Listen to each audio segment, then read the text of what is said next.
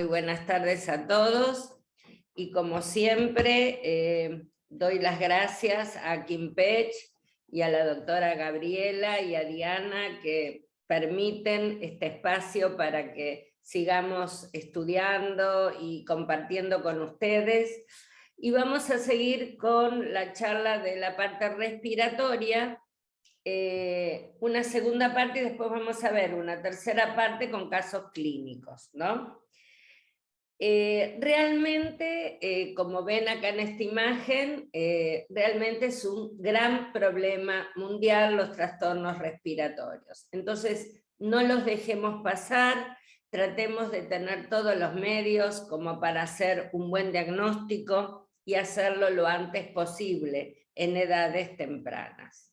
Bueno, agradezco a Kim Pech, por supuesto, y les quiero recordar que soy speaker de la empresa H. Andrés Arce, de especialidades odontológicas de la República del Paraguay.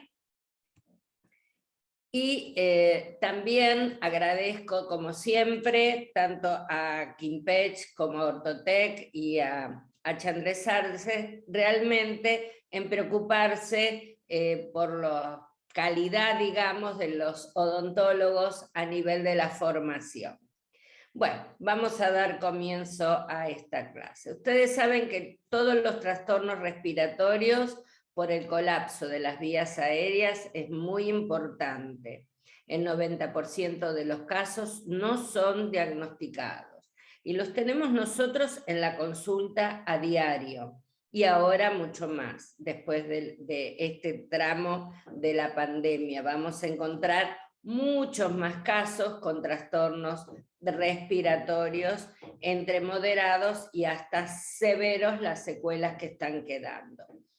Hacer la evaluación si el niño respira por la boca es fundamental, sus malos hábitos, recordar que es subdiagnosticado, que realmente hay mucha población con trastornos respiratorios y no, digamos, no les llegamos a los pacientes para hacer un buen diagnóstico y oportuno, que se produce ese colapso de la vía aérea, realmente comprometiendo la salud general del paciente.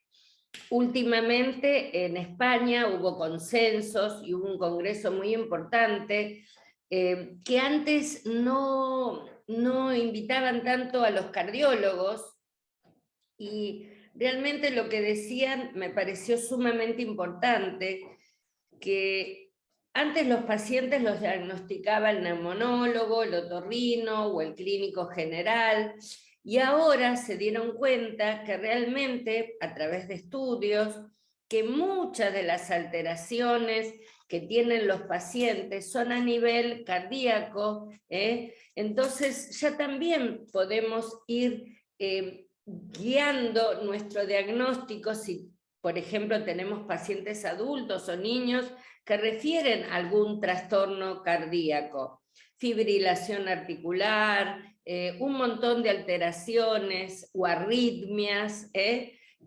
cardíacas. Eso ya nos da un indicio o un pie para evaluar estos trastornos respiratorios también. Me pareció muy importante el aporte que han hecho los cardiólogos, ¿no? Y que realmente ahora le dan mucha preponderancia a estos trastornos cardíacos en relación directa, ¿no?, con los trastornos respiratorios. Bueno, como nosotros sabemos en nuestra parte odontológica, el pobre crecimiento facial o el desarrollo exagerado del tercio inferior de los maxilares también, y generalmente tratar de no realizar o no modificar ese medio bucal a través de extracciones, por eso se hace mucho hincapié en atención temprana del niño, ¿no?, para no disminuir ese espacio o no colapsar esas arcadas que después van a traer distintas alteraciones a través de nuestros tratamientos. También tenemos algunas situaciones que vienen, que son micrognatias o algunas alteraciones de nacimiento congénitas, ¿no? Que no solo son las adquiridas después del parto, sino también previamente también podemos encontrarnos que pueden dar como causa estos trastornos de las vías aéreas. Nosotros tenemos este sistema que realmente es tan valioso y poderoso, que es el sistema Mayo-Brace, Miosa, Miotalea, que son un aporte fundamental a nuestra terapia miofuncional para restablecer esas vías aéreas, ordenando la función y la hiperactividad muscular, fortaleciendo esos músculos, que nos va a dar realmente un gran aporte en lo que es la terapia para rehabilitar esa función de las vías aéreas, tonificando los músculos y organizando ese maxilar a un mejor crecimiento y desarrollo para que pueda desenvolverse un crecimiento normal a través de la vida, ¿no? Creando así un gran equilibrio muscular, óseo y dentario como consecuencia, para que este paciente tenga un crecimiento sano y saludable. Recordar que siempre, y esto se los voy a repetir, que el compromiso es odontólogos, fonoaudiólogos, padres, pacientes, equipo interdisciplinario, los pediatras, y que el tratamiento, cuando nosotros utilizamos el sistema Mayo-Brace, Miotalea o Miosa, o todos los complementos que usamos de aparatología para fortalecer estos músculos, este compromiso tiene que ser con un sistema sistematizado de uso, repetitivo, automatizado, para lograr así la alta eficiencia en lo que es el trabajo muscular. Recordar que el trabajo muscular no es sencillo, no lo logramos a los 4 meses, no lo logramos a los 6 meses, posiblemente tenemos los primeros indicios a los 8 meses de tratamiento. Fortalecer, fortalecer, fortalecer esa musculatura, desde el principio al final de nuestro programa de tratamiento que vamos a realizar con el sistema miofuncional. Muchas preguntas a veces hacen los alumnos, si ya a los 3 meses puedo pasar de aparatología, a los 4 meses. No, porque hay que respetar las fases de tratamiento, hay que respetar si se cumplen todos los ejercicios como corresponde y se habilita la permeabilidad de esa vía aérea para seguir a una segunda fase de tratamiento. Yo creo que apurarse acá en esto no, por mi experiencia de tanto tiempo, esto lleva tiempo, porque si un paciente viene 8 años respirando mal, ustedes en 3 meses no pueden rehabilitar la función. Y así sea que este paciente también pueda haber sido operado de amígdalas, adenoides, o pólipos nasales, o desviaciones de tabique, o tratamientos para los pacientes alérgicos o asmáticos, este programa lleva su tiempo para entrenamiento muscular. No es así de un mes para el otro, ni de 2 meses para 3 meses. Todos sabemos que cambiar un engrama neuromuscular lleva por lo menos 200 días de trabajo, y de trabajo consecutivo. ¿Y qué tipo de trabajo? Sistematizado y repetitivo y automatizado. Si el paciente no usa el aparato como corresponde, no hace los ejercicios, no hace su dieta sana y saludable, mal podría ir causando o encauzando este tratamiento. Recordar que esta es nuestra área tan importante, cabeza y cuello, vamos a ver todos los desórdenes respiratorios, los desórdenes a consecuencia de la articulación temporomandibular, tipo bruxismo, clic, chasquido, cloc, cualquier de estas alteraciones o ruidos que nosotros podamos ir encontrando en nuestros pacientes, tanto niños como adultos, ¿eh? ¿Y qué va a lograr todo esto? También esa desarmonía miofuncional, un pobre crecimiento facial. Bueno, nosotros, y esto sí yo lo tengo bien en claro, que para mí en este momento la única solución, y probé durante 40 años de mi carrera, realmente estos últimos 20 años fue mucho mejor que los 20 anteriores de mi carrera, que encontré la solución al problema. Encontré, ¿por qué? Porque en este sistema tengo todo incorporado. Ya desde la construcción de este aparato que utilizaremos de acuerdo a la patología que tenga el paciente, tiene cada parte del aparato una función específica, ¿no? Eso siempre lo explica muy bien Gabriela, y siempre pobre Gabriela, le tiro para que ella después aclare todo lo que es la parte de aparatología, porque ese es el fuerte, la aparatología, el ejercicio y la repetición de todo lo que es este sistema que es funcional y hay que hacer trabajar los músculos. Recién vino a la cita un paciente que, bueno, está con el TLP, que es para trabajar labios y lengua, y la fonoaudióloga le dijo que no, que basta con ese aparato, que le haga los ejercicios que ella le indicó. Bueno, yo creo que ya le pedí el número para, por supuesto, a la fonoaudióloga.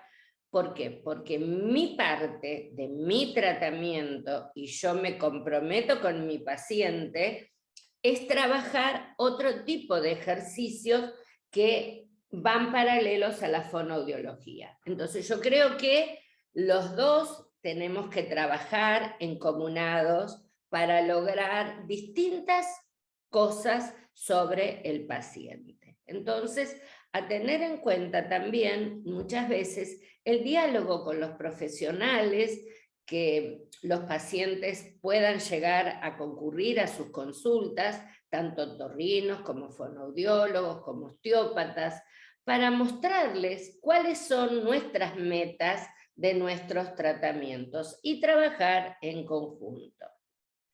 Bueno, realmente que ignorar las causas, eso lleva a muchas más enfermedades y complicaciones. Y tratarla lo antes posible es nuestra filosofía, como siempre repite Ana Lorena, que cuanto antes yo detecto desde el nacimiento 1 año de vida, 2 años de vida, 3 años de vida, 4 años de vida, yo ya veo al bebé o al niño ya con un problema, interceptarlo en ese momento.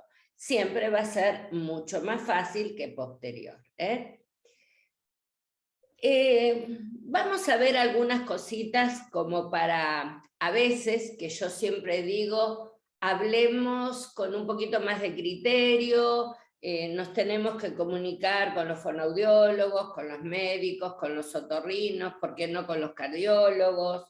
En algunos casos de apnea severa o moderada, que ellos nos piden interconsultas, que cómo los podemos ayudar a sus pacientes. Está bueno tener algunas cosas más claras, ¿no? Por ejemplo, la respiración y su importancia y qué signos vitales nosotros como seres humanos tenemos. Y lo pongo a título informativo, porque nunca viene mal recordar ciertas cosas. Para eso hacemos docencia.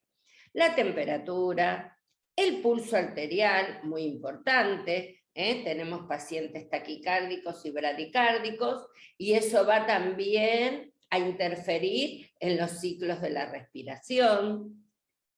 La presión arterial también va a ser modificada según el ingreso de oxígeno que nosotros tenemos por minuto, tanto la inspiración, expiración, con el pulso y muchas veces también en correlación con altas temperaturas, y va a estar involucrada la respiración, que para nosotros es fundamental en nuestras vidas. Entonces, todo esto encomunado, vamos a ir viendo algunos criterios para ir ajustando un poquito los temas de la respiración. La respiración desde el nacimiento. Al nacer se pone en movimiento el sistema respiratorio por medio de las fosas nasales. Recordar que el bebé nace y 10 segundos más o menos posteriores, de 10 a 15 segundos, el bebé debe de hacer ingreso el aire por las fosas nasales. Entonces, ese aire va a pasar por la nariz, y esto pasa por los receptores neuronales de la mucosa nasal. Recordar que tenemos receptores neuronales, tanto en la lengua, en la mucosa, que eso realmente es un gran estímulo. Y se pone en marcha el desarrollo y funcionamiento de esas fosas nasales. El aire debe penetrar en nuestro organismo y llegar a nuestros pulmones a través de solamente las fosas nasales. ¿Por qué digo solamente? Porque de 1 a 3 meses, 4 meses de vida, realmente el niño debe de respirar solamente por la fosa nasal. Después posiblemente pueda adquirir algunos malos hábitos y tener una respiración oral, pero la respiración debe ser nasal, y no por la boca. Entonces, recordar que si yo tengo alguna alteración de nacimiento, un parto prematuro, 30 semanas, 20 semanas, incubadora, intubación, respiración mecánica, se va a ver interrumpido la respiración de lo que es normal a ser mecanizada. Entonces, pero después eso se puede revertir, ese proceso, después de que el niño adquiere su peso, sale de neonatología y puede revertir, y a través de la succión de la leche o el amamantamiento, enseñarle al niño a amamantar como corresponde para que pueda hacer su respiración nasal y su sustracción de su alimento de forma adecuada. Si continúa esa respiración por la boca, se anulan todos los estímulos, ¿no? Y se instala el hábito que tanto no queremos, que es pernicioso, de la respiración bucal o mixta, o buconasal es la respiración mixta. Entonces, recordar que a través de su inervación sensitiva y sensorial y neurovegetativa se producen los cambios que alteran este funcionamiento en el organismo en general y el bienestar del niño.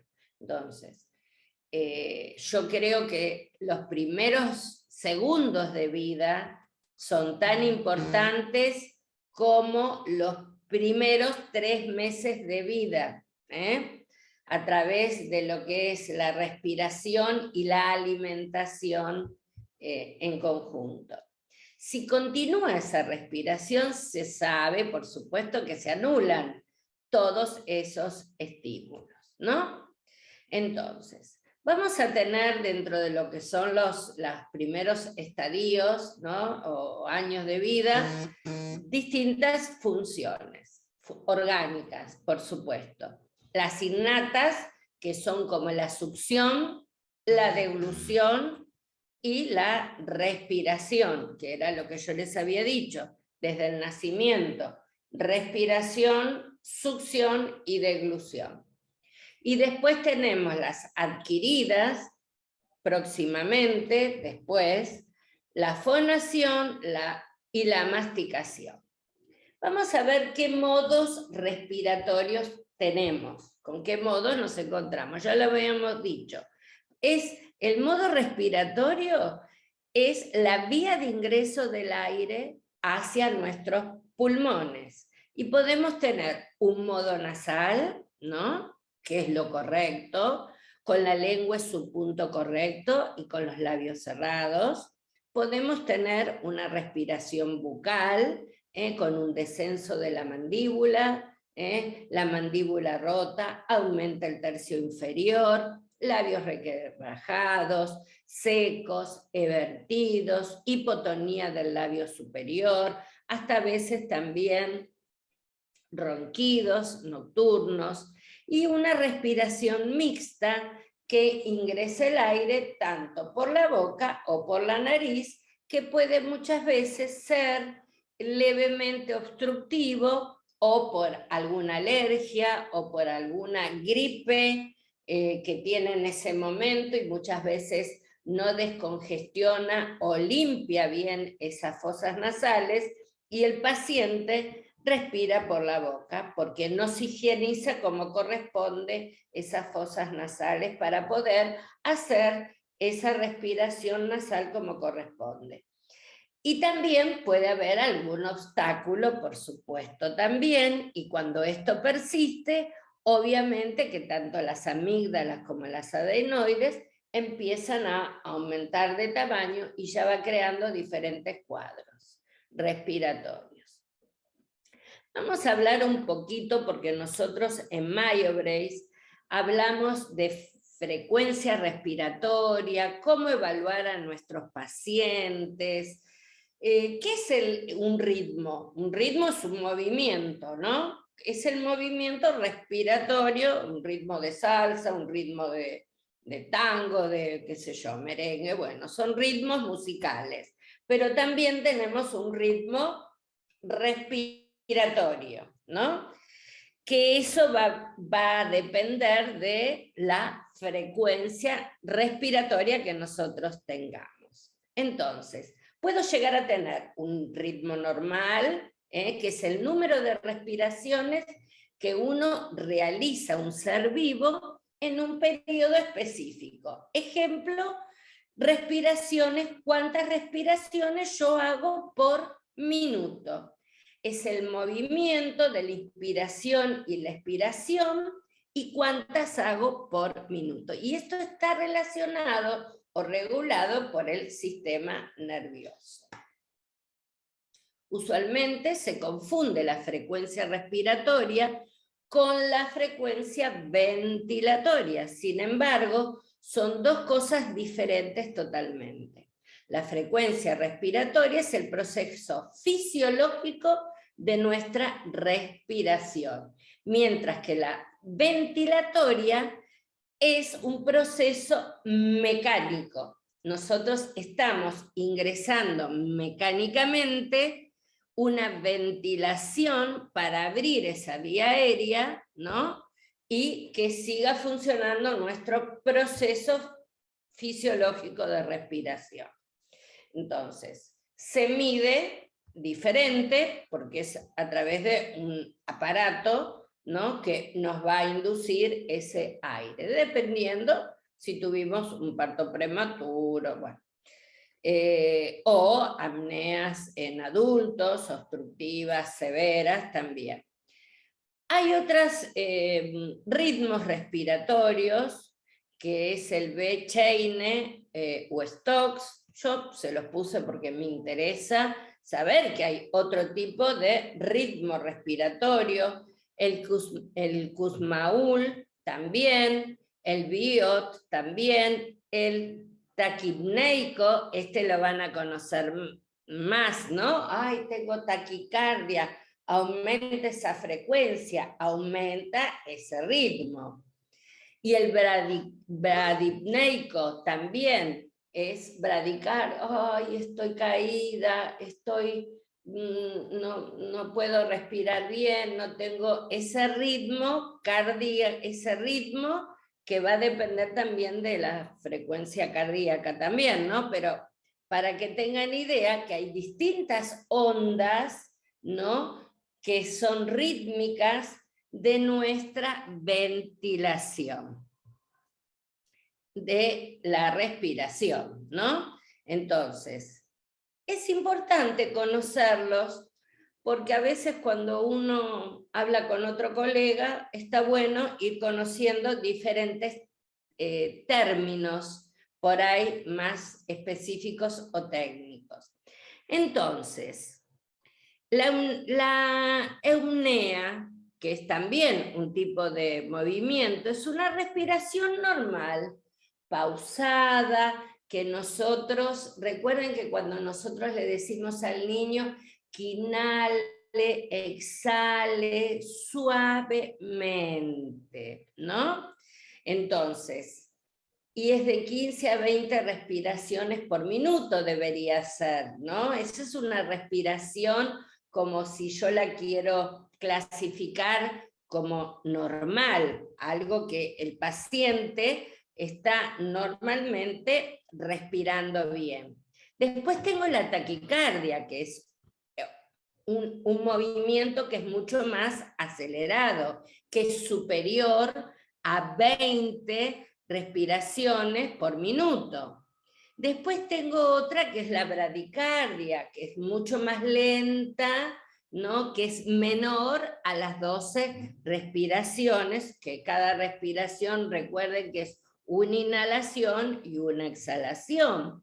Después tengo lo tanto que nosotros lo tenemos como subdiagnosticados, las apneas, ese paro o cese de respiración en un tiempo que puede producir alteraciones a nuestro paciente. Son ausencias de la respiración de nuestro ciclo normal respiratorio.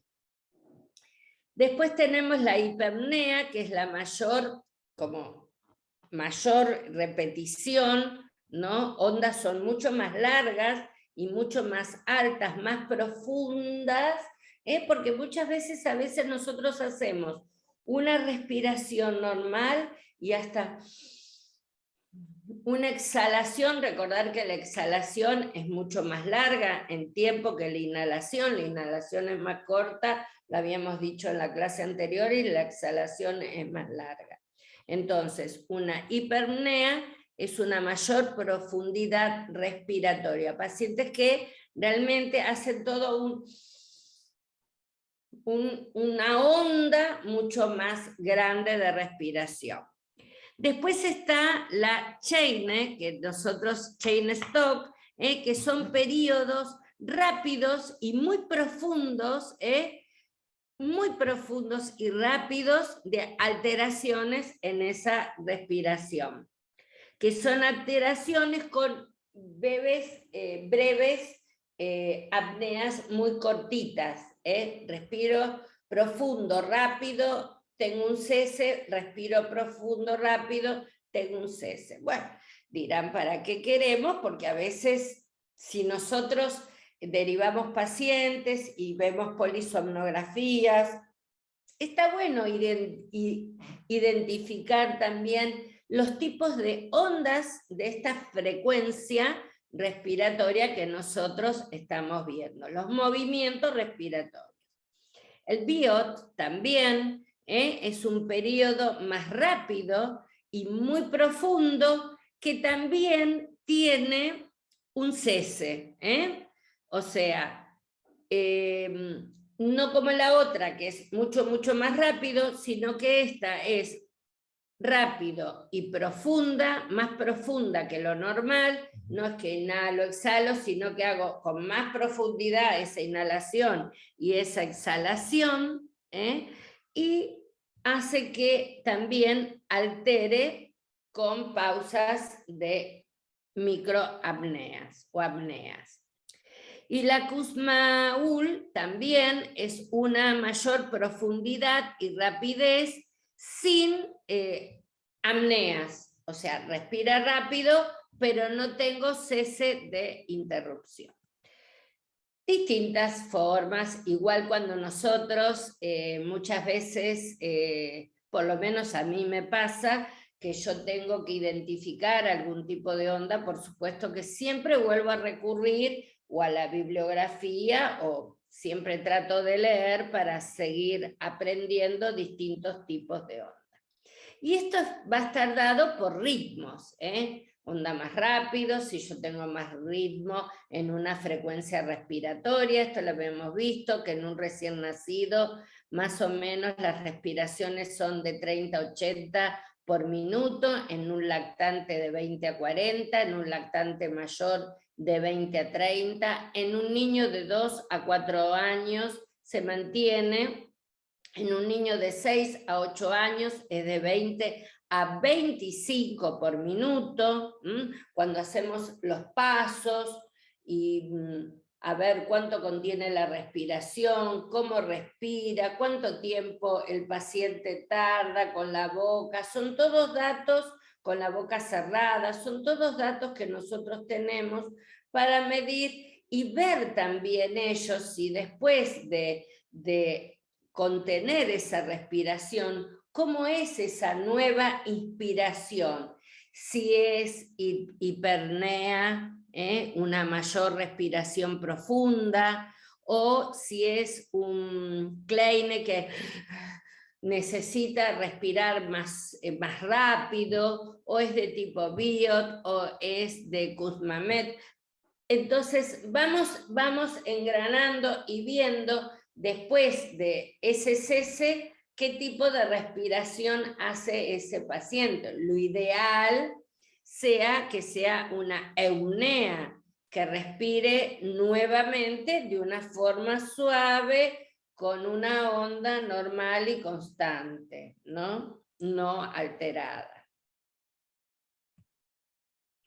Bueno, tenemos una inspiración, que hay un aumento en la frecuencia cardíaca, recordad, y cuando hay una expiración, hay una disminución de esa frecuencia cardíaca. Vamos a ver también que la frecuencia cardíaca va a estar relacionada con muchas veces el tipo de respiración, ¿no? Una taquicardia, una bradicardia. Entonces, recordar que en el recién nacido despierto es mucho más acelerado, de 140 a 180, de 1 a 3 meses de 120 a 220, de 3 meses hacia adelante de 120 a 150 la frecuencia por minuto, por supuesto, y de 2 años a 10 vamos a tener de 70 a 110 y mayor de 10 años de 55 a 90.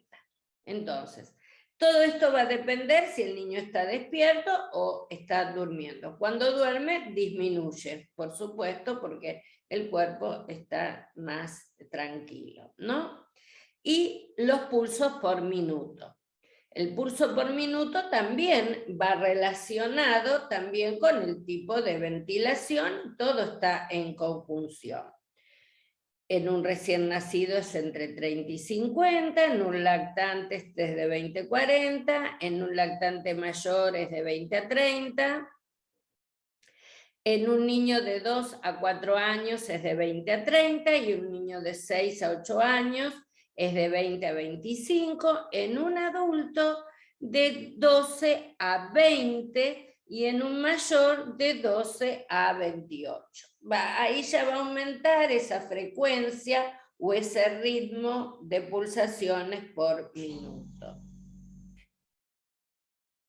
Con respecto a los movimientos respiratorios y su frecuencia, vamos a tener, como lo habíamos visto antes, una respiración en reposo, que es la inspiración y la expiración, y una respiración forzada, en muchos casos.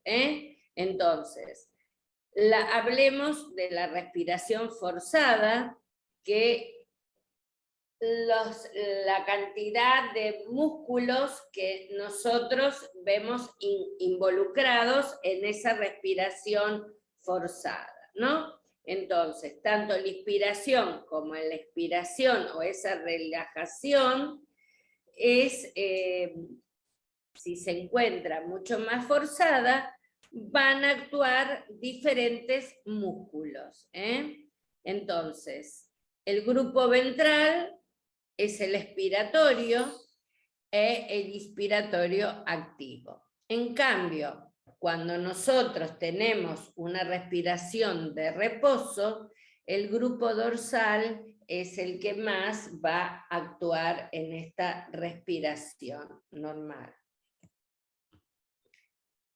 Hablando de las frecuencias, que ya habíamos dicho, y ustedes dirán, ¿para qué tanto si somos odontólogos? Pero la frecuencia realmente respiratoria es muy importante para nosotros, ¿no?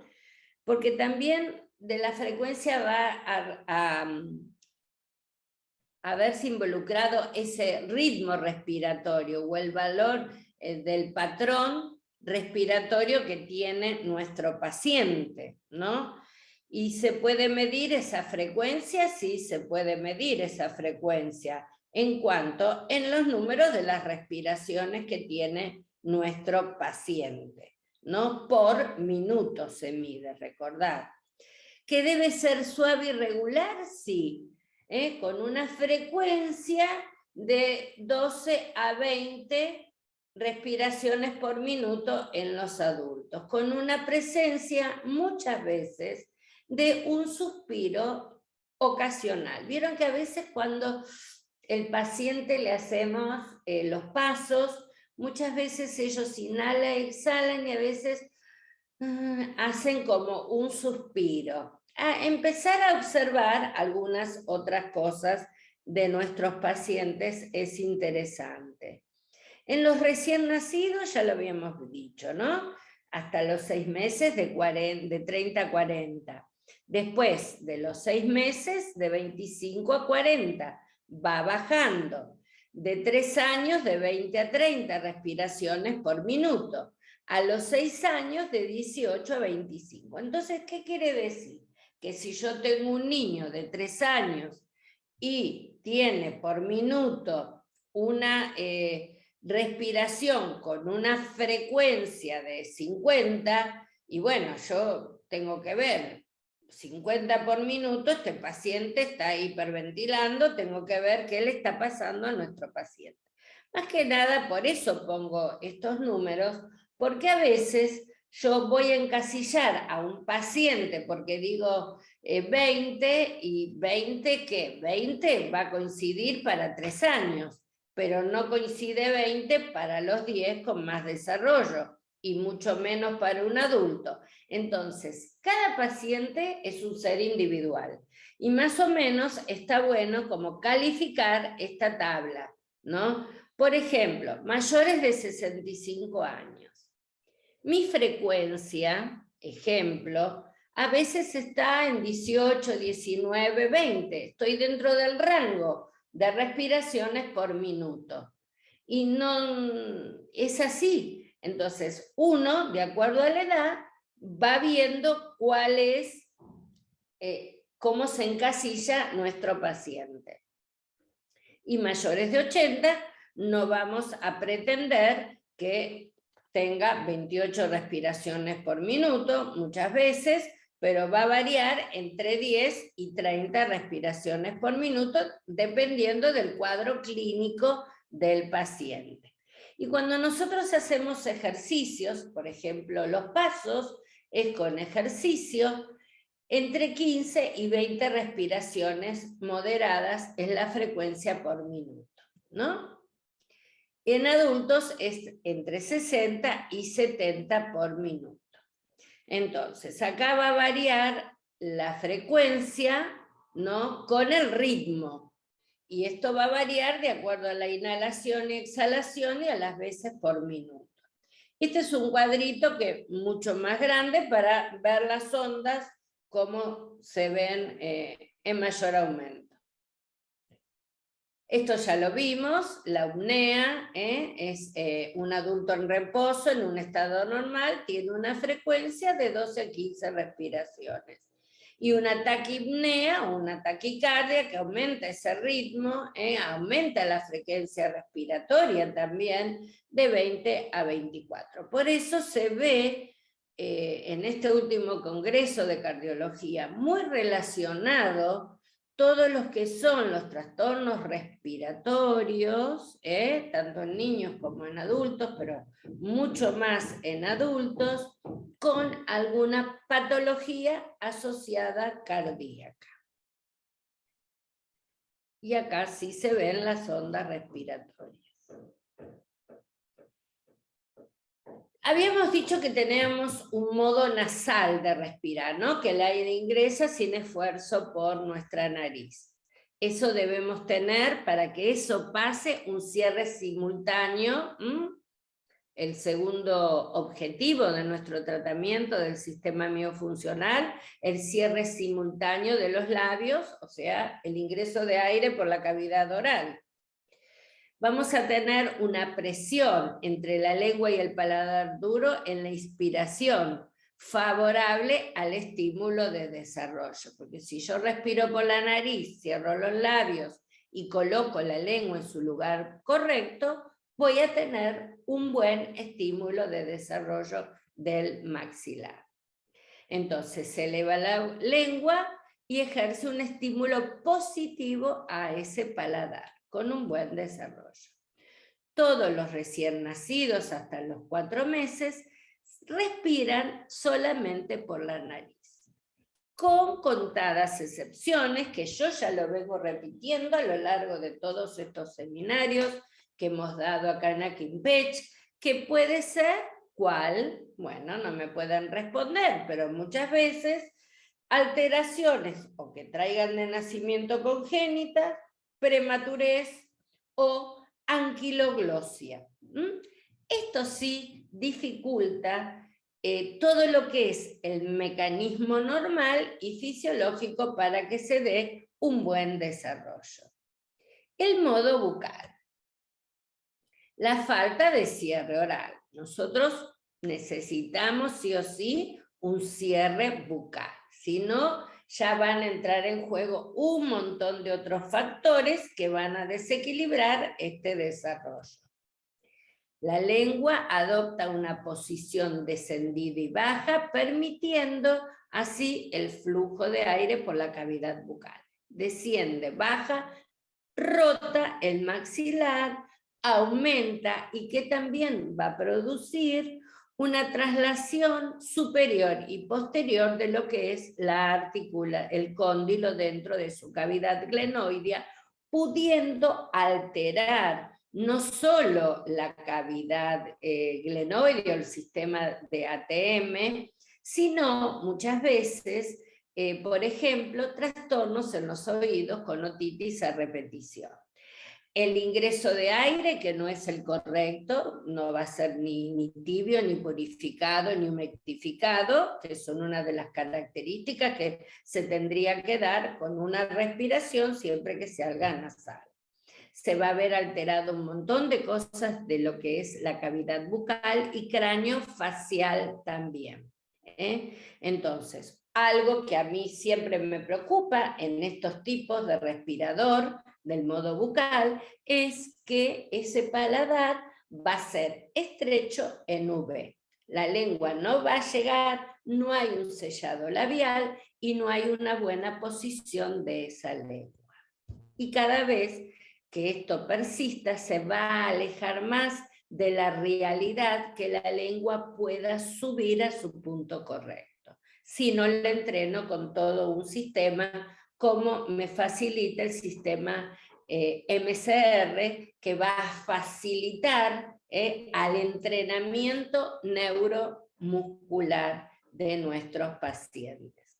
La falta de crecimiento transversal del maxilar superior se ve netamente comprometida. Y el crecimiento rotacional posterior mandibular, lo mismo, lo que ya les expliqué, con alteraciones de la articulación temporomandibular. Aumenta la altura facial inferior. El modo bucal, vamos a ver, no todos los que respiramos correctamente afecta a veces al crecimiento y al desarrollo facial. Entonces, y general. ¿Por qué? no todos estamos en la misma fase o en los compromisos que tienen nuestros tejidos blandos. Muchas veces, algunos, no está afectado ese crecimiento. ¿Por qué? Porque hay adaptaciones del cuerpo que el organismo muchas veces es muy sabio y va adaptando ese desarrollo. Pero generalmente se ve comprometido, ¿eh? Se puede presentar en cualquier edad, ¿no? Más evidente ya es en los niños. Ustedes saben que ya por muchas publicaciones, desde el 85 al 95% de los niños están involucrados con trastornos respiratorios en todo el mundo. Las malas oclusiones, las gingivitis, los trastornos de ATM, cada vez les quiero comentar que se ven más casos en los consultorios en niños con trastornos de la articulación temporomandibular o por defensa, ¿no? Que bruxan de noche para poder hacer una ventilación y tratar de interferir con esa apnea del sueño, para favorecer esa respiración o cese respiratorio. Entonces, empecemos a palpar los músculos, no solo de toda la anamnesis que tenemos que hacer exacta de nuestros pacientes. La predisposición a caries, lo mismo, cambia el hábitat, la microflora de la flora bacteriana normal de la boca de defensa. En el lactante mal amamantado también durante largo tiempo se interrumpe esa frecuencia respiratoria normal por la nariz y comienza a ser por la boca y altera todo, altera hasta así su nutrición. Y el hombre nace con condiciones para respirar por la nariz y alimentarse por la boca. Como siempre, a veces yo termino mis clases que digo, respiro por la nariz y por la boca se come y se besa. Algo como más, digamos, poético, ¿no? Porque es así, por la nariz se respira y por la boca se come y se besa. Muy bien, sigamos con el modo bucal. Las causas que pueden ser variadas o de origen funcional o de origen orgánico. El pasaje nasofaríngeo angosto, la membrana nasal inflamada, por supuesto, los cornetes, recordar que la inflamación, generalmente el cornete medio siempre se ve mucho más comprometido, la desviación del tabique nasal, las alergias, las rinitis, las fisuras labio-velopalatina, la macroglosia. No hay muchas macroglosias, en realidad, en las bibliografías, pero sí las describe. Por ejemplo, una lengua mal baja, que se ve toda esa edentación o esa impronta en los bordes de la lengua. Pero así, porque sí en la bibliografía no hay muchos artículos de macroglosia, simplemente que posiblemente es una lengua baja que actuó y se explayó un poco más, pero no tan así como una patología de macroglosia, ¿no? Sino que por postural. La hipotonía labial también, recordar que tenemos una hipertonía del inferior y una hipertonía del superior, y así viceversa, de acuerdo al tipo de patología que tengamos dentro alveolar. Amígdalas desarrolladas, eso sí, vemos muchísimo, y es una de las primeras causas de trastornos, les diría, respiratorios en niños, no así en adultos. En adultos ahora ya está variando los criterios clínicos, para determinar los trastornos respiratorios en adultos. El mal hábito también.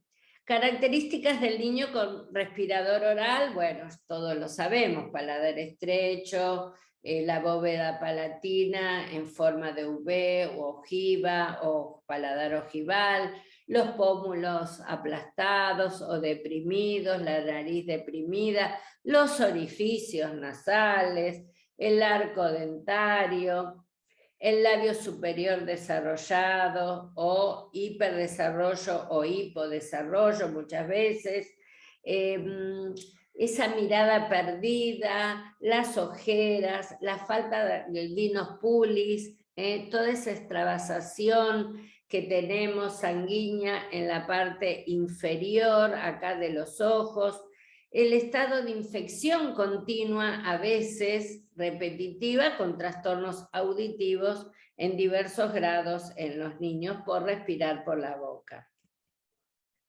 Y, como bien saben, podemos tener un factor genético de nacimiento, un montón de patologías o síndromes desde el nacimiento, y después ver también que muchas veces las narices pequeñas o atrésicas realmente dificultan, hay alteraciones, ¿no? O desórdenes que pueden tener en esa atresia nasal que hace que el niño respire por la boca. Y las rinitis crónicas, que son muy comunes, ¿no? Entonces, las causas más comunes de estos trastornos de modo respiratorio son la obstrucción, alergias, catarro frecuente, mucosidad excesiva y vegetaciones, las amígdalas, características anatómicas también, amígdalas hipertróficas, maloclusión dentaria, tabique nasal desviado y los malos hábitos.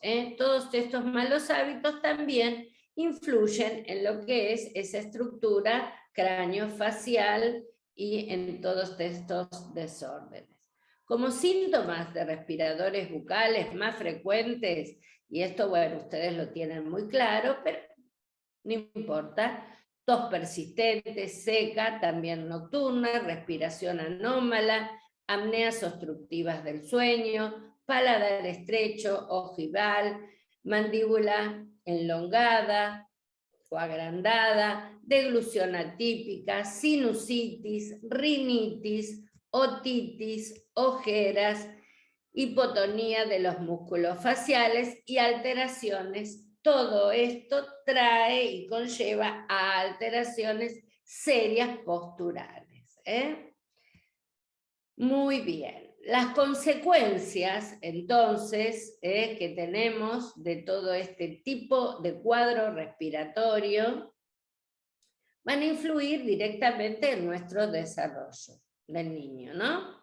Produciendo alteraciones desde moderadas hasta alteraciones de su lenguaje y por su voz. ¿Por qué? Porque o tengo la lengua atada, o tengo los labios hipotónicos y no los cierro y no puedo fonar bien, y tengo los labios requebrajados, y tengo un hábito de deglución atípica y yo tengo que abrir, digamos, la lengua, colocarla en un lugar que es incorrecto. Ese sellado o esa alimentación o masticación va a ser una alimentación que va a salivar el paciente y se va a ver manifestado en visión del otro cuando está comiendo con el niño, porque respira por la boca y vemos cómo manipula el alimento dentro de la cavidad oral haciéndose visible, ¿no?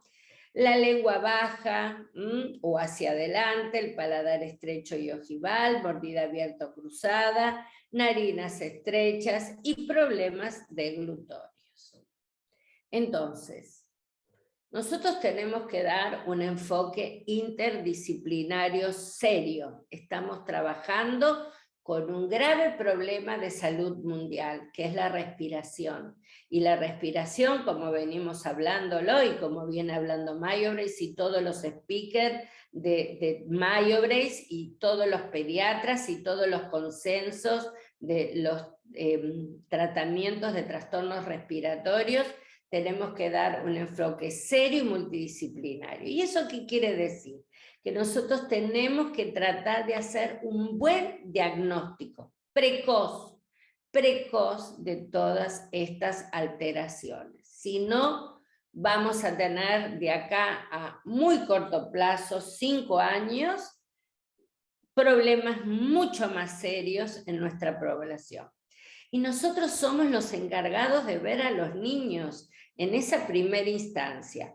Pero para eso tenemos que estar preparados, porque si no conocemos de ciertos temas, mal vamos a poder llevar o guiar a los padres hasta el intercambio con los profesionales, con los médicos, con los otorrinos, con los neumólogos, con el sistema de salud, ¿me entienden? Porque nosotros formados vamos a ser más creídos o más creíbles ante el equipo profesional médico, ¿no? Entonces, identificar esas causas es muy importante para los niños, lo antes posible. Y lo vuelvo a repetir, y lo voy a repetir siempre que me vean a mí, siempre voy a repetir lo mismo, porque considero que este enfoque de MCR es un enfoque multidisciplinario y que actúe en el bien de los pacientes y en el bien del crecimiento y desarrollo craneofacial, acompañando al niño a tener una mejor infancia u adolescencia. Eso en niños, y si ya es en adultos, también vamos a poderle dar una mano y ofrecerle algún otro tratamiento paliativo en manos de también un equipo médico. Entonces, la respiración bucal se produce, ¿no? Puede ser por procesos infecciosos crónicos de esas vías aéreas, por problemas inmunológicos, por trastornos de crecimiento craneofacial, como morfología, maxiloalveolo-dentaria, algunas alteradas, micrognatias, que son muy comunes muchas veces, hábitos y problemas posturales, etc. Tener mucho hincapié también en la postura del niño. Nosotros no es que seamos traumatólogos, pero estamos involucrados con todas las partes de la salud y debemos de conocer cada parte independiente de ellas para poder hacer un buen diagnóstico. La magnitud de las alteraciones morfofuncionales van a depender de la edad en que la observo, ¿no? En que comenzó o que comenzó y nosotros la observamos, porque si nosotros no la observamos, como dice Ana Lorena, el que no sabe no puede ver y el que no sabe no puede diagnosticar. Estoy totalmente de acuerdo. Y si yo no sé diagnosticar, no veo cuál es el problema. Y acá se basa en ver o identificar la causa del problema. Entonces, tenemos, de nuevo, los invito siempre que se actualicen y que estudiemos en conjunto, no solo qué aparato voy a colocar del sistema miofuncional, sino cómo vamos a guiar a nuestro paciente en un tratamiento interdisciplinario. Lo más temprano posible, sí. ¿Cuándo es lo más temprano posible? Y cuando yo viene a la consulta, mi paciente. Muchas veces vienen a las consultas los pacientes, y eso me podrán dar fe ustedes, que van buscando presupuestos, no alternativas de tratamiento.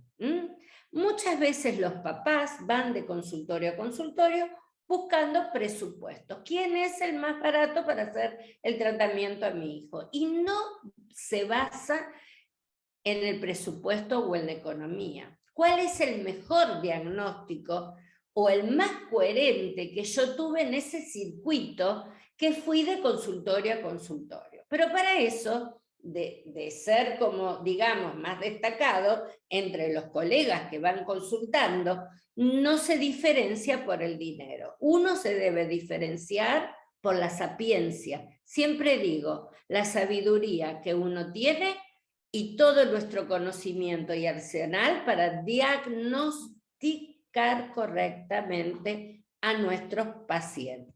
Y no se trata de dinero. El terreno propicio, tener un terreno propicio, a ver si puedo iniciar ese tratamiento y cómo lo voy a iniciar. Porque si yo tengo unas amígdalas grado 4 aumentadas que se contactan y se besan, mal voy a poder que mi paciente use la aparatología y que esté con la boca cerrada. Primero va a ser una respiración oral, de oral a mixta, y si se me cae el aparato, incrementaré el uso, pero tampoco le voy a sellar la boca si yo no le operé las amígdalas para que no se caiga el aparato. Entonces, ver en qué momento voy a aplicar todos mis conocimientos para ir adquiriendo desde una respiración oral a una respiración nasal. No puedo saltar etapas, no puedo obliterar una boca, sellando la boca y haciendo que el niño se esfuerce respirando por la nariz con el afán de que no se caiga el aparato, si yo tengo unas amígdalas que se besan, o tengo un tabique desviado, o tengo pólipos nasales. Entonces, ver, por favor, la vía de entrada y la permeabilidad nasal que tengo de mi paciente, para no producir un mal o una consecuencia peor. Y que después digan, no, este tratamiento no funciona, porque no es correcto. El tratamiento funciona con un buen diagnóstico. También ver el biotipo facial. Los dólicos faciales tienen mayores alteraciones, obviamente, que los braquifaciales tienen menores alteraciones y un mejor pronóstico de tratamiento. Las facies adenoideas, ustedes todos las conocen, la incompetencia, las ojeras, la bulia, las narinas estrechas y poco desarrolladas, los pólipos, ya lo habíamos dicho, los ojos llorosos o cansados, o esa mirada perdida que tengo del paciente, esos músculos faciales debilitados, los músculos labiales hipotónicos, el labio superior corto que no puede hacer un buen selle para estimular, por eso tenemos accesorios del sistema miotalea para fortalecer esa musculatura perioral, el TLJ, el TLP, tenemos también el Lip Trainer, el Lip Seal Trainer, un montón de aparatologías que yo puedo ayudar a mi paciente de una forma biológica saludable a reencauzar un nuevo engrama muscular para ese cierre labial. Siempre y cuando también no pierda de vista nuestras adenoides, que es el factor principal en los niños. Entonces, tener cuidado y cómo lo vamos a manejar cada situación. Respirar por la boca, ¿no? Interposición labial y observar siempre en la panorámica. Siempre digo que la panorámica es un panorama de toda nuestra boca y consta de 5 partes. Maxilar superior, maxilar inferior, que abarca todo lo que es el maxilar y la rama ascendente de la mandíbula, que se va a ver registrado también un poco los cóndilos y las apófisis coronoides, la zona de la articulación temporomandibular, la dentición superior y la dentición inferior, para ver si tengo piezas de más, de menos, o alguna otra alteración, como puede ser supernumerarios, agenesias, quistes, tumores u otras alteraciones. Todo va relacionado. La teleradiografía como elemento de diagnóstico, acá le podemos sacar mucho provecho, posición del hueso, posición del hioides, observar en un solo plano antero-posterior la vía aérea, si se ve comprometida. Vamos a ver también la parte cervical, el desarrollo de las vértebras en el periodo que se encuentra de crecimiento en nuestro paciente de acuerdo al desarrollo.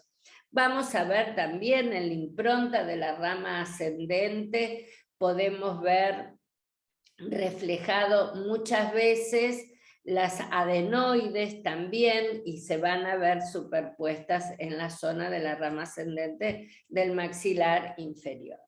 Y alteraciones generales vamos a tener la hipoxia, trastornos alimentarios, gastrointestinales, hipoacusia, alteraciones del sueño, del gusto, del olfato y mal posición postural alterada, ¿no? Y cuando lo vemos reflejado en la clínica, tanto facial, fotos de frente como de perfil, en una posición del paciente que no sea forzada. Yo no le digo al paciente cerra la boca, ponete derecho. Yo le digo al paciente parate. Entonces por ahí le tomo una con los labios entreabiertos y tomo la otra que justo él hizo una deglución y por casualidad cerró los labios y veo esa hiperactividad del mentón y en perfil. Después vemos también la parte intraoral. Por supuesto, y sin vacilar, el sistema MRC tiene un diagnóstico miofuncional que es espectacular, que es el MOE.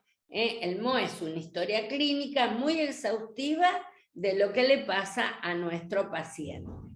En la primera línea, ¿no?, de esta historia clínica, vamos a ver la alineación dental, la forma del arco, la oclusión y el desarrollo facial. Esto se va a ver alterado y ustedes van a ver que es la consecuencia de la segunda línea. Si yo tengo una respiración, una mala postura, voy a tener una forma de arco mal, un desarrollo oclusal mal, una alineación dental mal y un desarrollo facial mal. Si yo tengo una lengua con alteración, voy a tener una forma de arco en V, una oclusión que no es la correcta, puede ser una retrusión o una mordida abierta, una alineación dental que no va y un desarrollo facial con un tercio inferior muchas veces aumentado o algunas veces puede ser disminuido el tercio inferior, viendo cada caso. Una deglución alterada o como los labios y mejillas. Siempre esta parte del cuestionario va a estar reflejado a consecuencia de yo lo que veo cuando hago estas fotos intraorales de los maxilares. Siempre. Después vamos a tener en esta última parte el examen miosa fundamental para los trastornos del sueño en los niños. Es un examen rápido y también para detectar qué tipo respiratorio es mi paciente con los pasos o el NB3, por ejemplo, es lo que usamos en niños, ¿no?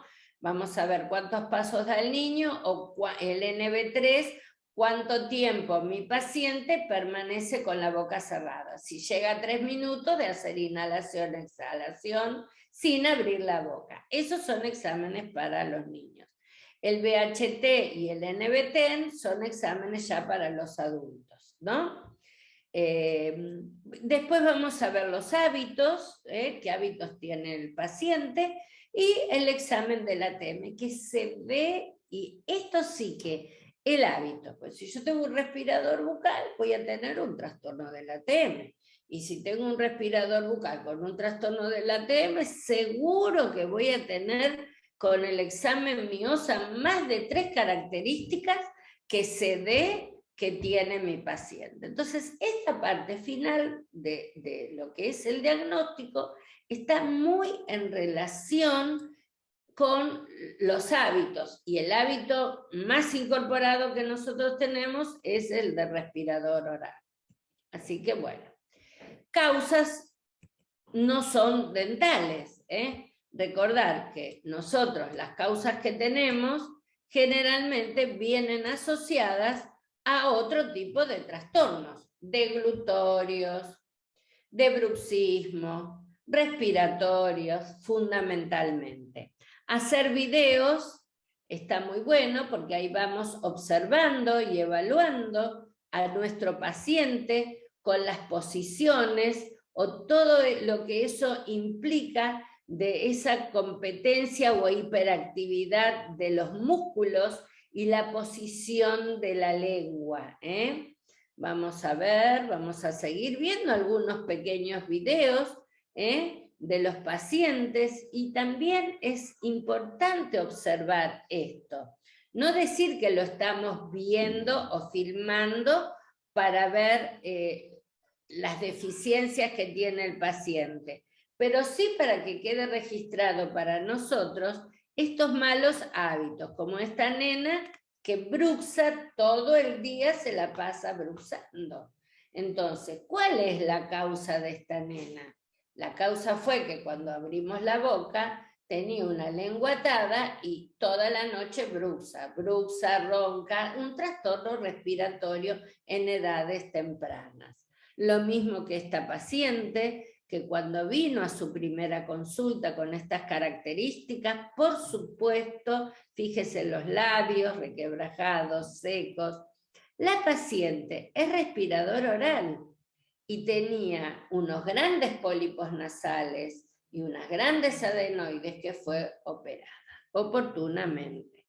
Y como en estas tres situaciones restantes. Hacer videos a la noche o fotos de cómo duermen nuestros pacientes.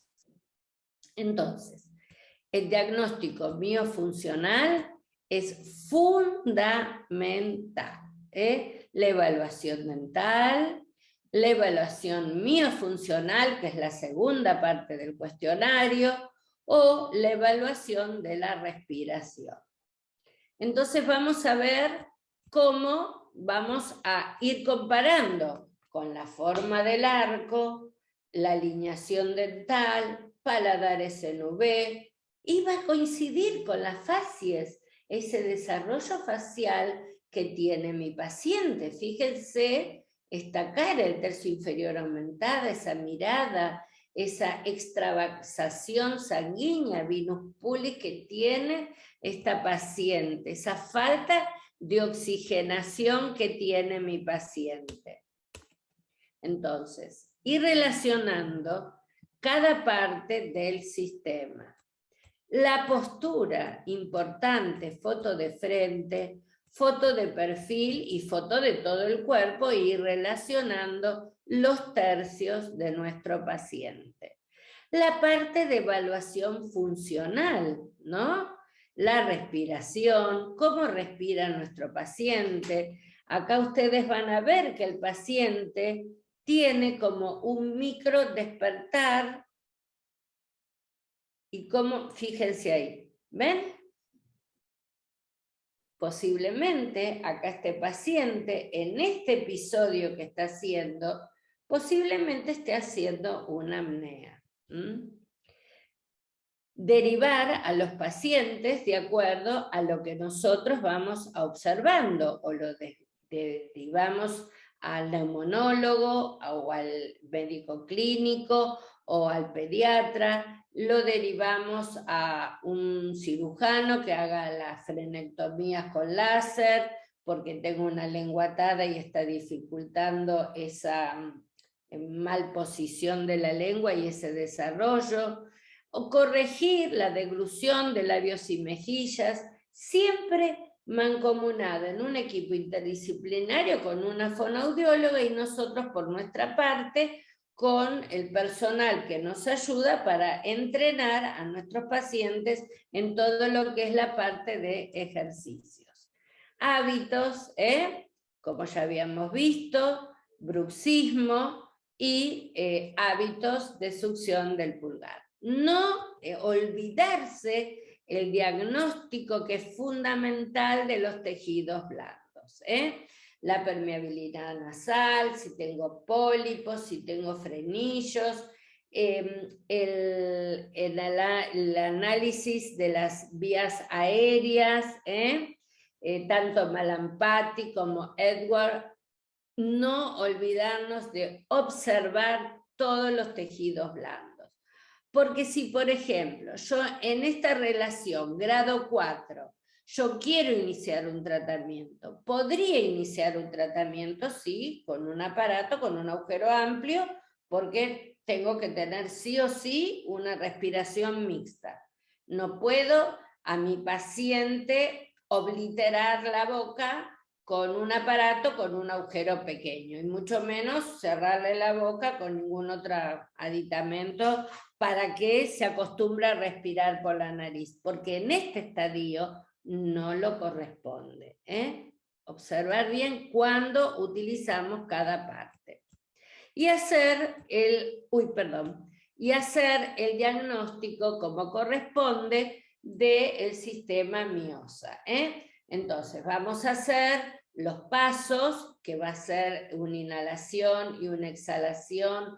Podemos hacerlo 3 veces y con la última exhalación pico la nariz, contengo esa respiración y doy los pasos, y voy a evaluar mi paciente si cuánto tiempo permanece o cuántos pasos da.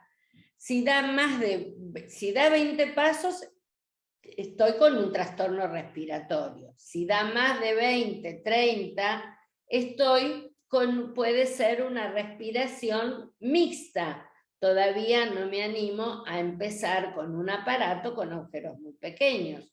Pero si ya mi paciente da 35 pasos a 40, no estoy teniendo un trastorno respiratorio y puedo empezar en cualquier parte de tratamiento de su dentición en una fase 1, sin utilizar ni el sistema miosa, ni por ejemplo la aparatología como el casero, que tiene un orificio bastante importante. Entonces, ver y no pasar de tratamiento, digamos, de fase de tratamiento, sin hacer esas revisiones de cuántos pasos da mi paciente y si puede persistir 3 minutos con la boca cerrada, y ver cómo va evolucionando el caso hasta pasar a una fase 2.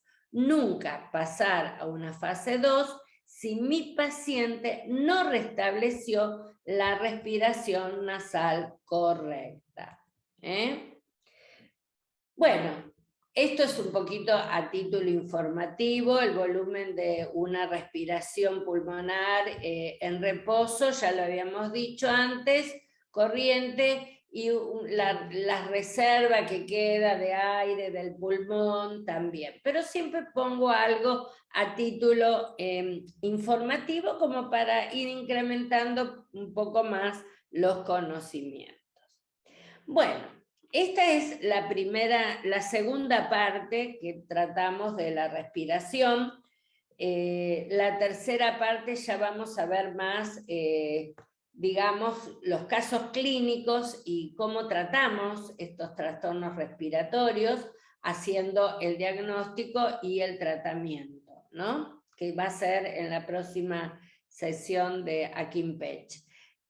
Siempre los invito, por supuesto, al SAMI Latino para seguir nosotros capacitándonos. ¿Por qué? Porque cada uno de los profesionales que nosotros damos, sobre todo el grupo del sistema y todos los colegas de un montón de áreas de todo el mundo, es interesante interactuar y ver qué criterios tiene cada uno y con cuál nosotros nos podemos acomodar o cuál nos sirve para ir generando un mejor diagnóstico para nuestros pacientes, porque en realidad es lo que buscamos, el bienestar de nuestros pacientes, ¿no? Bueno, muchas gracias a todos y damos por finalizado este ciclo de hoy, que bueno, seguimos hablando de respiración, que es tan fundamental. Gracias a todos.